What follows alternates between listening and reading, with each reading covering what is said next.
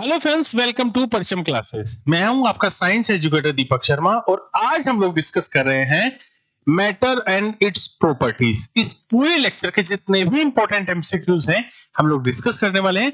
Last video में जो science में केमिस्ट्री की सीरीज चल रही है उसमें हमने एसिड, बेस एंड सोल्ट को डिस्कस किया था। दोस्तों, हम लोग यूट्यूब पर लगातार जनरल साइंस से रिलेटेड टॉपिक टू टॉपिक करके हम लोग डिटेल पीवाईक्यूज को डिस्कस कर रहे हैं। मैं आपको यहाँ कंप्लीट तरीके से पूरे पीवाईक्यूज करवाने वाला हूं। फिर भी अगर आप चाहते हैं हमारा जनरल साइंस का डिटेल कोर्स परचेज करना, आप चाहते हैं टॉपिक टू टॉपिक थ्योरी पढ़ना, आपके कॉन्सेप्ट को और अच्छे से स्ट्रॉन्ग करना, तो आप मेरे कोर्स एसएससी जनरल साइंस जो कि आपकी टारगेट करता है 2024 को, सारे एसएससी के सेगमेंट्स को तो आप ज्वाइन कर सकते हैं। इसमें आपको मिलने वाला है रिकॉर्डेड क्लासेस, आपको क्लासरूम की जो पीडीएफ होगी वो मिलने वाली है, डाउट क्लियरिंग सेशंस मिलने वाले हैं, साथ में ही कुछ एक्स्ट्रा पीवाईक्यूज के डिटेल सॉल्यूशन भी आपको देखने को मिलेंगे। अगर आप चाहते हैं हमारा जीए कोर्स परचेज करना जिसमें आपको history, geography, polity, economics, static GK, general science, पूरी क्लासेस आपको एक ही कोर्स में देखने को मिल जाएंगी जो कि आपके एसएससी के सारे सेगमेंट को कवर करती है। इसमें भी आपको क्लासेस मिलेंगी, रिकॉर्डेड क्लासेस होंगी, इनमें मॉक टेस्ट स्पेशली आपको दिए जाएंगे, डिटेल पीवाईक्यूज होंगे, डाउट क्लियरिंग सेशंस होंगे। अगर आपको किसी भी तरह की इश्यूज होती हैं तो आप हमें व्हाट्सएप कर सकते हैं, आप हमें कॉल कर सकते हैं, ईमेल कर सकते हैं। ये नंबर आपके सामने गिवन है। जाइए परिचम क्लासेस को डाउनलोड करिए, वहां कोर्सेज आपको मिल जाएंगे और आप ले सकते हैं उन सारे सब्सक्रिप्शन का फायदा। अगर आपको सेशन पसंद आता है तो वीडियो को लाइक करें, चैनल को सब्सक्राइब करें और मैं जो भी आपको क्वेश्चन पूछता हूं कमेंट बॉक्स में जरूर बताइए। तो चलिए शुरू करते हैं आज के हमारे फर्स्ट एमसीक्यू को।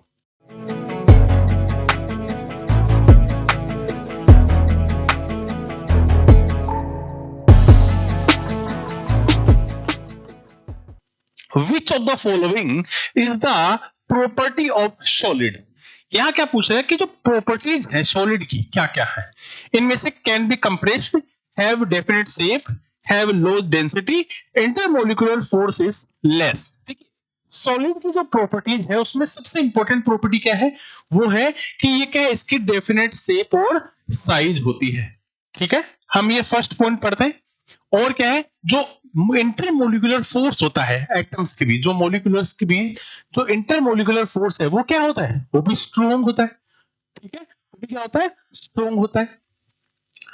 हमने दो चीज देख ली। अब जो मैटर होता है, मैटर का जो डेंसिटी है वो हाई होती है। देखिए आप इसमें देख रहे होंगे कि कम जगह में है ना ज्यादा मॉलिक्यूल्स क्या है, एक दूसरे से स्ट्रॉन्गली कनेक्टेड है। ठीक है, स्ट्रॉन्गली पैक्ड स्ट्रक्चर में जुड़े हुए हैं। अब आपको बताओ, देखो अगर मैं बोलूं कि जैसे राजस्थान और बिहार, तो कहां की डेंसिटी ज्यादा हाई है, इस बात से समझेंगे कि बिहार बहुत छोटा स्टेट, पॉपुलेशन ज्यादा, राजस्थान बहुत बड़ा एरिया वाइज लेकिन पॉपुलेशन कम, तो यहां क्या होगी, डेंसिटी लेस होगी और डेंसिटी बिहार में क्या होगी, हाई होगी। इसलिए सॉलिड में डेंसिटी क्या होती है, हाई होती है। इनका वॉल्यूम क्या होता है, फिक्स होता है, आपको पता है। जो मॉलिक्यूल्स है वो क्या है, रिजिड्स होते हैं। ठीक है, कठोर होते हैं। ठीक है, और इनके जो मॉलिक्यूल्स हैं उन मॉलिक्यूल्स के भी जो फोर्स है या मैं कहूं जो गैप है वो बहुत कम होता है। फोर्स क्या होता है, स्ट्रांगली कनेक्टेड होते हैं एक दूसरे से। किस होते हैं, स्ट्रांगली कनेक्टेड होते हैं एक दूसरे से। Next question, Which of the following state of matter has the weakest intermolecular force? ध्यान रखना, बात कर रहे हैं weakest intermolecular force की बात कर रहे हैं। हमने तीन स्टेट्स मेनली पढ़ते हैं, सॉलिड, लिक्विड और गैस। वैसे टोटल 5 स्टेट्स होते हैं। ठीक है, 5 स्टेट्स होते हैं लेकिन मेनली हम लोग डिस्कस करते हैं वो 3 स्टेट्स हैं, सॉलिड, लिक्विड और गैस। इसमें इंटरमोलिकुलर फोर्स जो सबसे वीक होता है वो होता है गैस में। किसमें होता है, गैस में। अब देखो गैस की कुछ प्रॉपर्टीज को डिस्कस करते हैं। गैस की शेप और साइज फिक्स होती है क्या, नॉट फिक्स, नहीं होती ना। गैस के जो मॉलिक्यूल्स है, एक मॉलिक्यूल्स यहाँ, एक मॉलिक्यूल्स यहाँ, एक मॉलिक्यूल, इसका मतलब क्या हुआ, इनकी शेप और साइज फिक्स नहीं होती, चेंज होती रहती है। इनका वॉल्यूम भी फिक्स नहीं होता और जो इनके मॉलिक्यूल्स के बीच जो देखिए, अगर आप यहाँ देखेंगे तो इनके बीच जो डिस्टेंस है मॉलिक्यूल्स के बीच वो भी ज्यादा है, हाई है। ठीक है, मॉलिक्यूल्स के बीच डिस्टेंस भी क्या है, बहुत ज्यादा है। तो इनके बीच जो फोर्स होगा, जो मॉलिक्यूल्स के बीच फोर्स होगा, क्या होगा, वीक होगा। देखो एक मॉलिक्यूल्स यहाँ, एक मॉलिक्यूल्स यहाँ, तो इनका जो वीक फोर्स है वो भी क्या है, ठीक है, स्ट्रांगली नहीं है, बहुत वीक है। सबसे स्ट्रॉन्ग होता है ठीक है, सॉलिड का, फिर होता है लिक्विड का, ठीक है, और फिर कम होता है गैस का। इस तरह से सीरीज कम होती जाती है, ठीक है। डेंसिटी भी बहुत लो होगी। स्ट्रक्चर नॉट रिजिड्स, बिल्कुल भी कठोर नहीं होंगे, ना तो लिक्विड में ना गैस में, दोनों स्टेट्स में जो मॉलिक्यूल्स का स्ट्रक्चर है नॉट रिजिड्स होता है ना, बिल्कुल कठोर नहीं होता। यहाँ ना तो शेप फिक्स है, ना साइज फिक्स है, ना वॉल्यूम फिक्स है, वीक फोर्स भी है, इंटरमोलिकुलर फोर्स भी वीक होता है, डेंसिटी भी लो होती है, और उनके बीच मॉलिक्यूल्स के बीच जो डिस्टेंस है वो भी क्या होता है, बहुत ज्यादा होता है। अगला next question, which of these state of matter has the maximum density? ध्यान रखना, मैक्सिमम डेंसिटी। अब मैंने बताया था आपको डेंसिटी जो सबसे ज्यादा हाई किसमें हाई होती है, सॉलिड में, ठीक है। अगर कोई पूछे डेंसिटी सबसे लो क्या होती है, गैस में क्या होती है, लो होती है, ठीक है। अगर हम लोग जब सॉलिड की बात करते हैं, है ना, और इनकी डेंसिटी हाई है, ठीक है, जब डेंसिटी इसकी हाई है तो ये क्या होगा, स्ट्रॉन्गली पैक्ड होते हैं, स्ट्रॉन्ग होते हैं, ठीक है, रिजिड होते हैं, कठोर होते हैं, ठीक है। ये इंपॉर्टेंट वर्ड अभी हमने देखा था। साथ में मैंने आपको क्या बताया था, इनकी डेंसिटी हाई, पैक्ड भी हाई होता है, वॉल्यूम फिक्स होता है, ध्यान रखना, वॉल्यूम क्या होता है, फिक्स होता है, ये भी ध्यान रखना। और इनके बीच जो मॉलिक्यूल्स के बीच जो स्पेस है वो भी कम होता है, इसलिए स्ट्रॉन्गली जुड़े रहते हैं, एक दूसरे से कनेक्टेड होते हैं। चलिए, in which of the following states of the matter is the intermolecular distance is fixed? अब आपको मैंने बताया कि फिक्स वाली जब बात आती है इंटरमोलिकुलर फोर्स के बीच, तो सॉलिड में बिल्कुल सही है। सॉलिड में क्या होता है, इंटरमोलिकुलर जो मॉलिक्यूल्स हैं उनके बीच स्पेस भी कम होता है, ठीक है, एक दूसरे से पास होते हैं, कनेक्टेड होते हैं, इनके बीच जो फोर्स है वो भी है। अब जब इनके बीच फोर्स ज्यादा स्ट्रॉन्ग है, इसलिए हम ये कह सकते हैं वो पैक्ड स्ट्रक्चर में, सॉलिड पैक्ड है ना, बिल्कुल एकदम। जैसे मैं ये कहूं, अगर ये क्या है, ये बहुत सॉलिड है, ठीक है, इसके जो मॉलिक्यूल्स हैं वो क्या है, एक दूसरे से, तभी देखो मैं जब इसमें प्रेशर डाल रहा हूं तो इसमें कोई चेंजेस नहीं आ रहे ना, इस पे कोई चेंजेस नहीं आ रहे, तो इसका राइट आंसर क्या होगा, फिक्स किसमें, सॉलिड में होता है, ठीक है। चलिए, अब ये दोनों स्टेट्स हमने देख लिए लिक्विड और गैस के बारे में, तो अब ये तीनों स्टेट्स हमारी कंफर्म होगी कि इनमें क्या क्या चेंजेस होते हैं, वो हमें अगर किसी भी स्टेट में क्वेश्चन पूछा जाए आप सही कर दोगे। Khalistan, fill the blanks is present in the German silver. देखो, जब हम जर्मन सिल्वर की बात आती है ना, तो वो बोल रहा है कि जर्मन सिल्वर में इनमें से क्या परसेंट होता है। देखो, इसका राइट आंसर क्या होगा, सीयू, यानी कॉपर। सीयू को क्या बोलते हैं, कॉपर बोलते हैं, ठीक है। जर्मन सिल्वर में कॉपर कितना परसेंट होता है, 60% होता है। कितना परसेंट होता है, 60% होता है, ठीक है। उसके बाद इसमें क्या क्या होता है, एक तो जिंक होता है, ठीक है, जिंक कितना परसेंट होता है, 20% होता है। कितना होता है, 20% होता है। निकल कितना होता है, 20% होता है। ये होता है पूरा हमारा जर्मन सिल्वर का स्ट्रक्चर। अगर कोई आपको पूछे किसमें सिल्वर नहीं होता, तो देखना जर्मन सिल्वर में सिल्वर नाम है लेकिन सिल्वर नहीं होता। ये एग्जाम में बहुत बार प्रश्न पूछा जाता है, ठीक है। कई बार जर्मन सिल्वर में दो कंटेंट वो देखने को मिलता है, एक तो लेड और एक टिन भी देखने को मिलते हैं, बहुत कम मात्रा में देखने को मिलता है, ठीक है। अगर आपको कोई पूछे कि जर्मन सिल्वर की बेसिक प्रॉपर्टीज क्या है, ठीक है, तो जर्मन सिल्वर क्या होता है, नेचर में कैसा है, देखो नेचर में हम लोग देखते हैं ये क्या होता है, हार्ड। नेचर में क्या होता है, हार्ड होता है। सेकंड वन इज, ये जो उसका वेट होता है, वेट क्या होता है, लाइट होता है ना, लाइट इन वेट, ठीक है। 2 पॉइंट्स हो गए। इनमें रेसिस्टेंट ऑफ इलेक्ट्रिसिटी होती है, हाईली रेसिस्टेंट होती है, ठीक है। क्या काम आते हैं, जैसे आपने देखा होगा घर में जो डेकोरेटिव लाइट्स होती हैं, ठीक है, जो ऑर्नामेंट्स होते हैं, गहने, है ना, क्योंकि सिल्वर की तरह होता है ना, लेकिन इसमें सिल्वर नहीं होता है, ऑर्नामेंट्स बनाने में काम आते हैं, डेकोरेटिव लाइट बनाने में काम आते हैं, ठीक है। देखो, जर्मन सिल्वर का कॉपर कितना होता है, 60%, जिंक एंड निकल 20% कभी कभी हम लोग इसमें लेड और टिन को भी इंक्लूड देखते हैं। कुछ बेसिक प्रॉपर्टीज की जब बात करते हैं, नेचर में हार्ड होता है, लाइट इन वेट होता है, ठीक है, हाईली रेसिस्टेंट ऑफ इलेक्ट्रिसिटी है, इसका यूज कहाँ कहाँ होता है, डेकोरेटिव आर्टिकल्स बनाने में और ऑर्नामेंट्स बनाने में इसका उपयोग हमें देखने को मिलता है। Next, which of the following is a physical changes? अब वो बोला कि इनमें से कौन सा एक फिजिकल चेंज है, melting of ice, milk is set into curd, है ना, ripening of fruits, grape get, है ना, फ्रेगमेंटेड।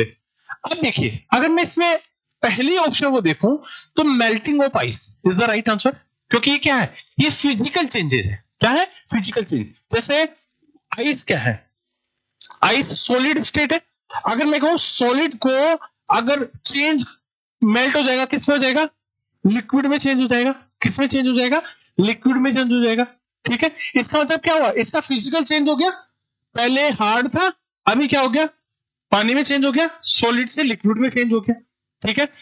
लेकिन क्या अगर दही एक बार दूध एक बार दही में बदल जाए तो क्या दही को दोबारा से दूध में बनाया जा सकता, नहीं ना। इसका मतलब ये क्या चेंजेस है, केमिकल चेंज है।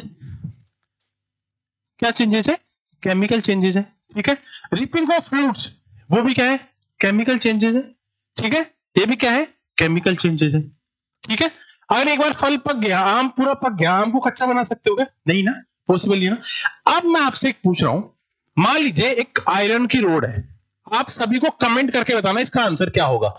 अगर एक बार आयरन को रस्ट, है ना, जंग लग गया, है ना, रस्ट हो गया, उसको जंग लग गया, तो ये चेंज जो है क्या है, ये एक फिजिकल चेंज है या एक केमिकल चेंज है। और साथ में ये भी बताना है जब लोहे को जंग लग जाती है तो उसके वेट में क्या चेंज आता है। दोनों आप मुझे कमेंट करके बताएंगे, मैं देखूंगा किसका आंसर सबसे ज्यादा सही है। पूरा डिटेल में आपको बताना है, पूरा साइंटिफिक रीजन लिखना है, ठीक है।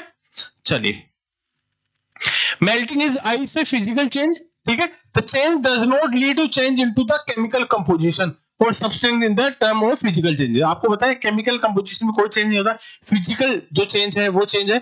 और अगर आप इसमें देखेंगे तो जनरली ये रिवर्सिबल होते हैं, है ना। फिजिकल चेंज वापस पानी से बर्फ को पानी, पानी से बर्फ बना सकता है ना।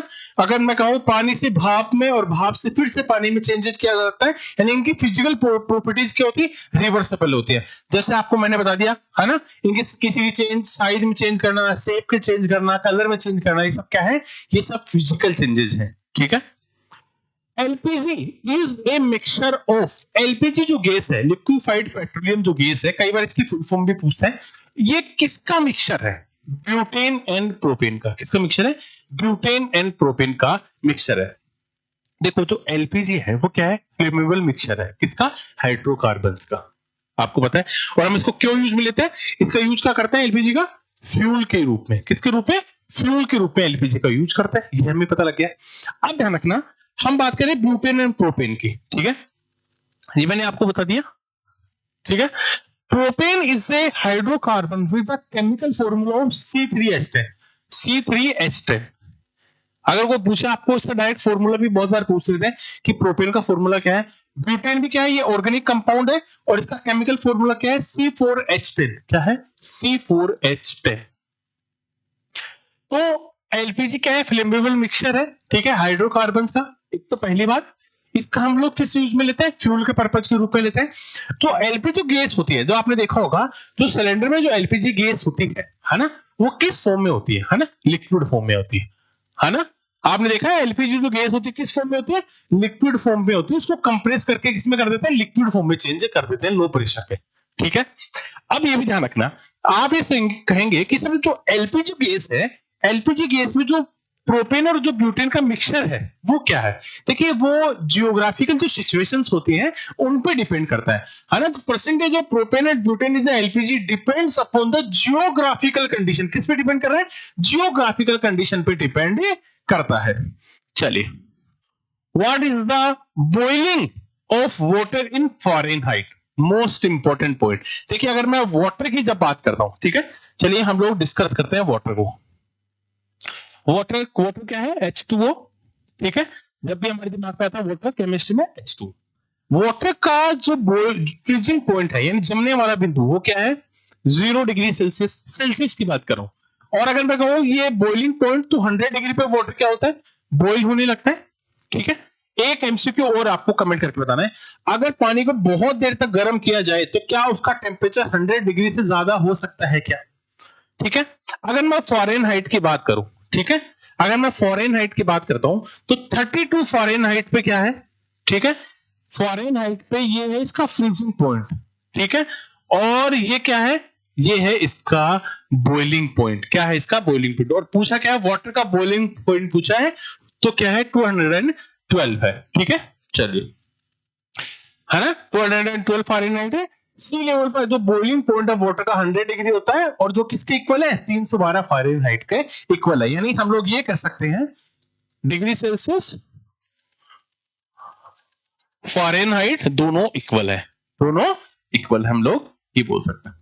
अब देखिए, a mixture of salt and sugar is known as, क्या बोलते हैं? एक मिक्सचर है किसका? सॉल्ट एंड शुगर के मिक्सचर को हम लोग क्या बोलते हैं? अगर हम इसको बात करें homogeneous mixture, heterogeneous mixture of composition, है ना, कंपोनेंट्स क्या होगा? हेट्रोजीनियस। किस नेचर का है? हेट्रोजीनियस नेचर का है। ठीक है, चलिए, तो सॉल्ट और शुगर का देखो हेट्रोजीनियस नेचर, अगर मैं इस वर्ड को समझाने की, डिफाइन करने की कोशिश करूं तो क्या है? बहुत आराम से देखना है। Heterogeneous mixture, all the components are completely mixed, सारे जितने भी कंपोनेंट क्या होते हैं? कंप्लीटली मिक्स्ड होते हैं, and the particle can be seen under a microscope. और अगर हम लोग माइक्रोस्कोप का यूज करके देखें तो हम इनके पार्टिकल्स को देख सकते हैं। More than one phases is present, एक से ज्यादा फेजेस प्रेजेंट होती है। हम फाइंड कर सकते हैं हेट्रोजीनियस मिक्सचर को, हम सिर्फ देखकर पता लगा सकते हैं हेट्रोजीनियस मिक्सचर हो ना, और हम इनको क्या कर सकते हैं? फिजिकली सेपरेट कर सकते हैं। जो भी मिक्सचर होते हैं, हेट्रोजीनियस जो मिक्सचर होते हैं, हमको क्या कर सकते हैं? दोनों को अलग अलग फिजिकली क्या कर सकते हैं? हम लोग उनको सेपरेट कर सकते हैं। जैसे, और जो सॉल्ट और शुगर क्या है? ये मिक्सचर क्या है? हेट्रोजीनियस नेचर का है। ठीक है, कैसे नेचर का है? हेट्रोजीनियस नेचर का है। Next, in general physical classification of state of matter does not including the fill the blank state। कुछ स्टेट हमारे दिमाग में आता है तो क्या आता है?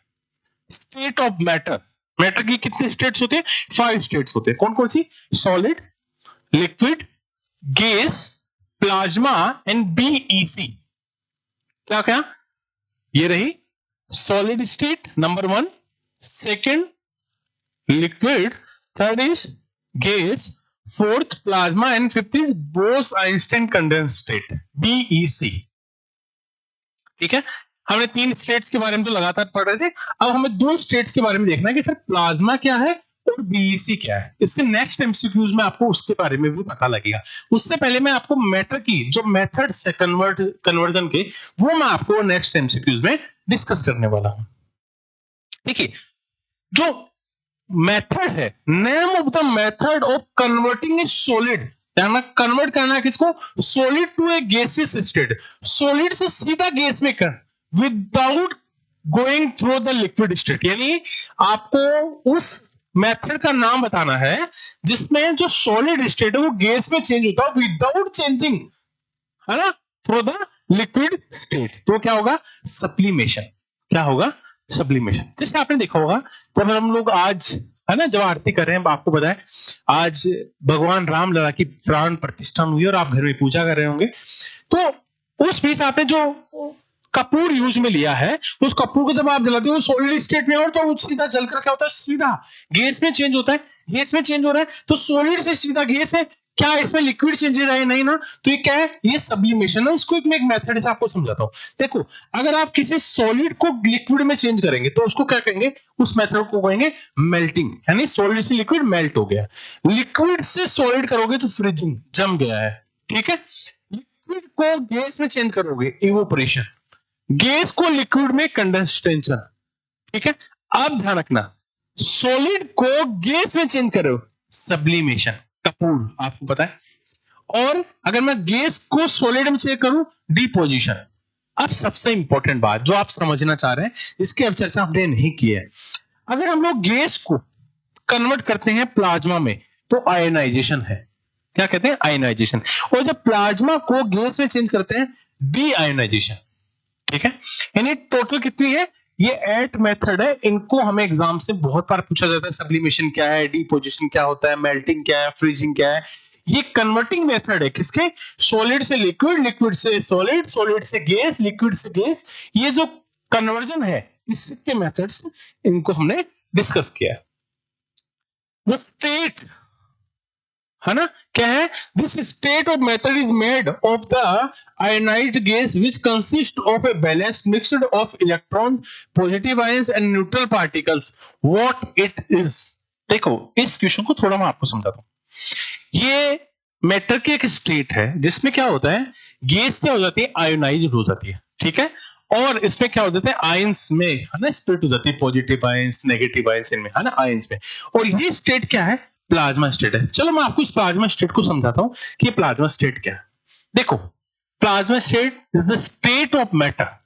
मैटर की स्टेट है, कौन सी स्टेट है, फोर्थ स्टेट है। कौन सी, जब भी पूछे कि प्लाज्मा कौन सी स्टेट है, ध्यान रखना फोर्थ स्टेट, ठीक है।